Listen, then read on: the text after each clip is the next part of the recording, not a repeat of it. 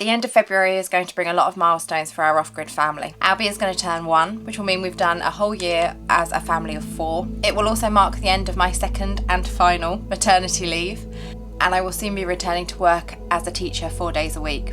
These transitions are difficult for any family, and for us it's going to be no different. Early starts won't be a problem because Albie still wakes up at 4 in the morning, but I think it's going to be making sure that we all get out of the house on time and get everything done that we need in order to function in the real world, as well as everything we need to get done in order to function here as part of our off-grid life. As we come to the end of this stage of our family life, it feels like a really good time to talk about why we chose to have children off-grid and to reflect on how the first year of having our 2 children as part of our off-grid life has gone. I was 33 when we had Grace and Fraser was 37, so we had plenty of time to think about what sorts of parents we wanted to be. The things that I felt were important for them have shifted a lot, and I think that's tied in with the way we live our life as well. Before, it was always a case of I want them to do well at school and I want them to get a secure job. But as I have progressed into my 30s, that's really changed to a more of a focus on developing characteristics which I think are important. I think that the way the world is changing, things like AI and technology, I don't know what jobs that we'll be preparing them for. I don't even know if they will have jobs.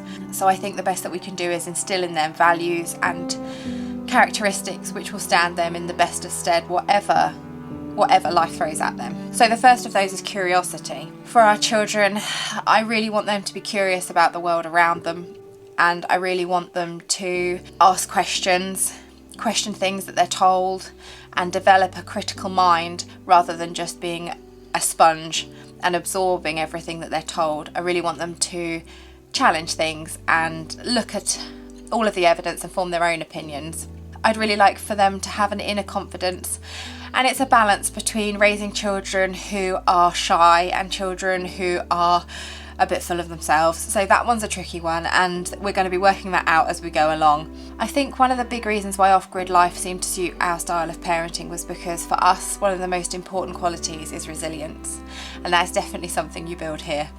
When the children fall, I don't rush over to them straight away to pick them up. I wait for them to tell me whether or not they're hurt, and 9 times out of 10 they will just get up and carry on. That 1 time out of 10 when they are hurt, they get a big cuddle, they get looked after, they get all the care and the love that they need, but they decide whether they're hurt, not me. They need to know that sometimes when you fall down you can get up, and sometimes when you fall down you need a little bit of help. Really want our children to be kind. I suppose everybody wants their children to be kind to each other, kind to the rest of their family and their loved ones and friends, and kind to nature and the environment as well. And finally, I would love for them to be able to find contentment. In a world that is continuously telling you you don't have enough or that you're not enough, I think it would be really great for the children to be able to embrace what they have while still striving to achieve their dreams, but to still be able to take a step back and go, I'm so lucky for what I have, I'm so lucky for the things in my life and the people in my life, rather than always be looking for that next step. We have found that there are lots of benefits to raising our children off-grid.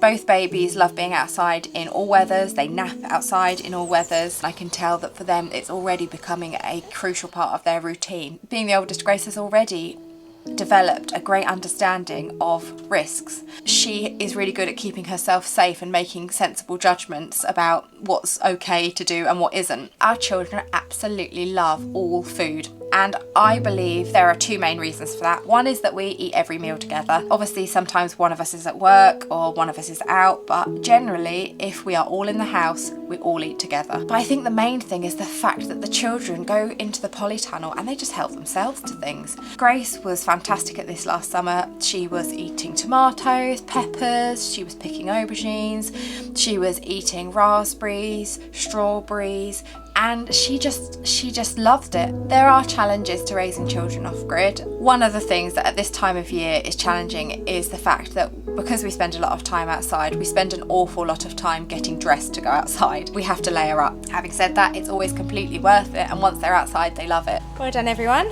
Whilst I said that understanding risk is definitely a benefit, the other side of that coin is the fact that safety is a challenge. We've got a lot of stuff here that can pose a risk to children if they're left unsupervised or if they're not looked after properly. Hey guys. Yeah, beehives. But I still think it's worth it, and I actually think that that enriches them. I'd rather do that than them not have those experiences and not have the chance to go outside and do all of those things. So for me, it's worth it. For something so incredibly boring, I seem to talk about washing a lot, so we'll keep it brief. Basically, children get through a lot of clothes, you put them out in the mud, they get through even more clothes, and you have limited amounts of water and limited amounts of power, especially through the winter. So that has its challenges, but let's not dwell on that because that's really dull. Oh, this is the one that I was dreading talking about because this is the one that I think is the worst, and that is mum guilt. Anyone who has children can relate to the fact that if you feel like you're not providing your children with something they should have, then you feel guilty. And for me, obviously we're living in a mobile home, it's very tiny, the children don't have a lot of space, and that has resulted in some mum guilt in the past. When I was pregnant with Albie, I had a real guilt about the fact that Grace and he would never have had a beautiful nursery. You go on Pinterest when you're pregnant and you see all of these things that crop up about these beautiful nurseries, and your friends have babies and they all have beautiful nurseries, and you realise that's not something that I'm going to be giving to my child. And that sounds really ridiculous now when I look back at it, but at the time it was a real thing. And I would look into their tiny little room and I would think, gosh, you're not going to have that. But I would just remind myself that that's not the choice that we've made for them, because we have chosen something different. We've chosen to give them different things. Not better, not worse, just different. And I have to remember that they walk out the door and they're in Narnia.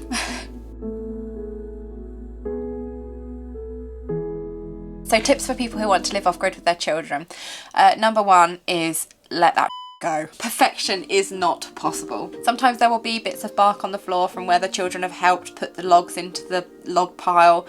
One of them might get picked up and chewed a little bit. Sometimes there will be mud on the floor. It will happen. And sometimes you will be going out and you will have your children all immaculate, but from your home to your car, they'll get covered and you just have to go, do you know what? Never mind. Let's just get in the car and go. And at the end of the day, if you finish the day and the children have been happy and safe, then that's all that really matters. Make the most of your outdoor space and the opportunities that that brings. That is the best part of being off-grid with children, and so you have to make the most of it. Even on those days when the weather's rubbish, you've got to force yourself out the door, you've got to get the kids dressed, you've got to get them out there and make the most of it, because you'll have made compromises to live an off-grid life, and those compromises will probably have a lot to do with the house that you're in or the space that you have where you in your living area. So get the children outside and get them growing and eating food, get them rolling around in the mud, just let them enjoy a really traditional old-fashioned childhood of having a fantastic connection to nature.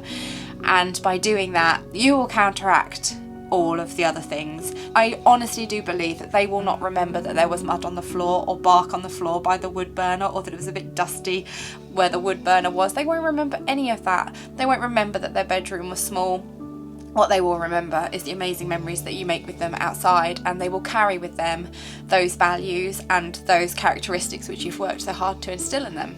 And then my third tip is get the children to help you, and then they'll be taking responsibility for your off-grid setup too. They will know the value of having water and having power and having food that you've grown, because they'll have put the work in as well. I think that that will really help to make them love the life that they lead. Albie's up. He's got muck on his face. Let it go, let it go. If you'd like to know more about our journey to becoming an off-grid family, then watch this video here.